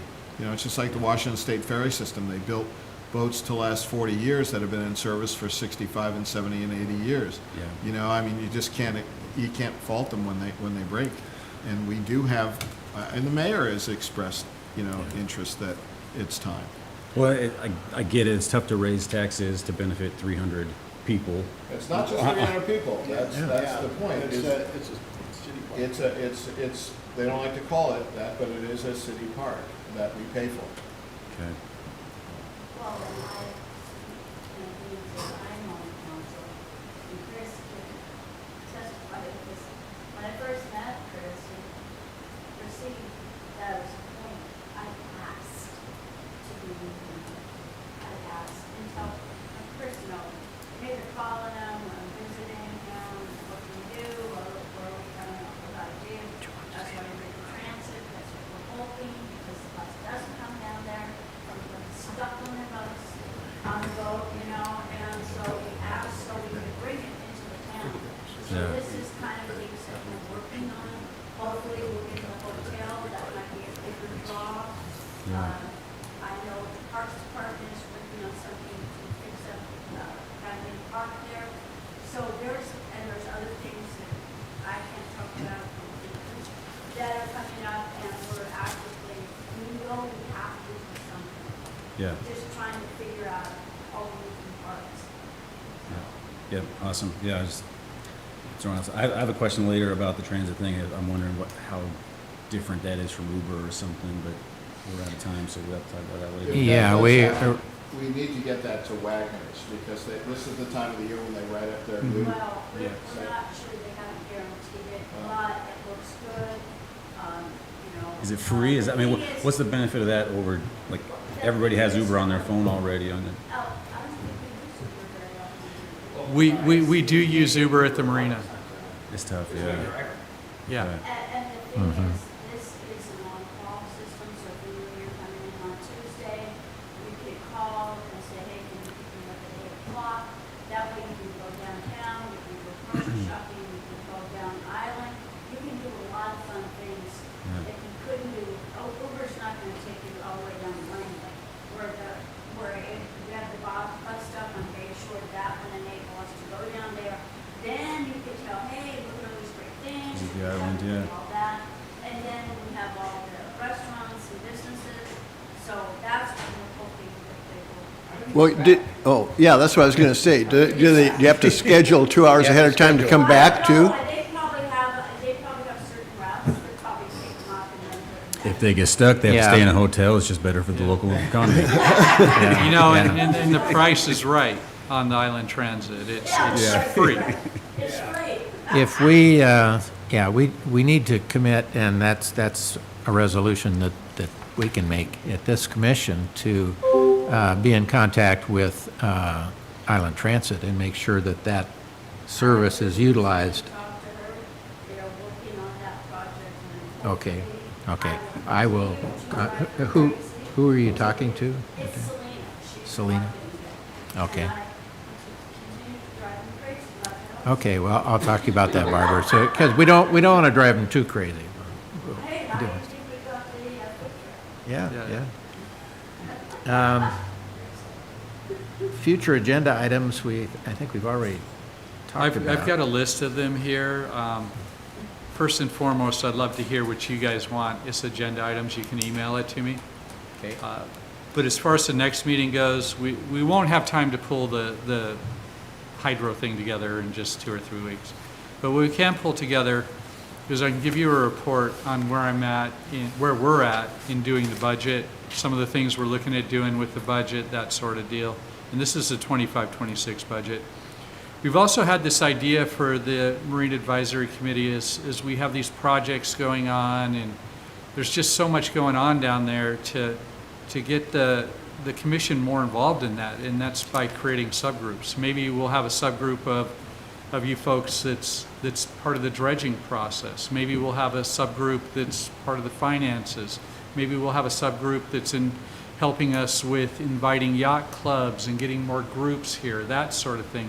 I don't know exactly what the subgroups look like, but it's moving this group from listening to me talk and me answer your questions to be putting you in the game and being part of what's going on with the marina in more of a one-on-one level with myself and other city management, and then reporting back to this group. So the format of the meeting changes where I'm not writing all this stuff, but the subgroup is making the report to the rest of the group, which opens the door. And then I know you guys talk on the docks one-on-one, so it's just more of an information process.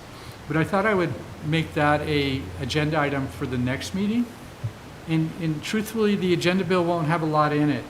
So I'm hoping that you guys will think of subgroups and think of the things that we do at the Marina that you may want to be involved in. Charitable organizations is a great one. So there's many different directions we can go with this, but just getting you more and more involved with the day-to-day operations and even beyond that, the long-term planning, the events, all of that. So how do you feel about that? That was one that I was thinking about as possibility. Okay. And then the last one is we need a student rep. They have to be in high school. They cannot be graduated from high school. So I know, Gabe, that you're part of that. So I'd love to talk with you offline a little bit and see what path you can give us in that direction. Could it be a college student? Cannot be a college student. Has to be a high school Has student. to be high school, okay. Or not graduated. So. Okay. One agenda item that I think you brought up that we were supposed to have on the agenda in the May meeting that got canceled was talking about the launch options for launching and launching boats. Right? I said that. Yeah, did yeah, say we're that, talking. Yeah, we're talking. That's part of it. Yeah, That's so, part of an ongoing challenge I yeah. think we have. Some of that dovetails together with the discussions, hopefully, that someone is having with the Navy about having property for, in order to justify state-of-the-art haul-out facilities, you got to have some dry storage. Some space. Yeah, space is the final frontier. Yeah, and we're lacking space. Yeah. So, and again, anything you guys have on your mind, shoot me an email. We'll be meeting, through whenever. So it's honestly sometimes difficult for me to come up with good agenda items. I can fill up your evening with bad agenda items, but these meetings need to be productive and fruitful. Yeah. So I want to put on the agenda what you guys want. Okay. Thank you, Chris. And thank you to all of you. And even if you showed up late, that's okay. We'll adjourn this meeting at 6:07 according to the clock on the wall.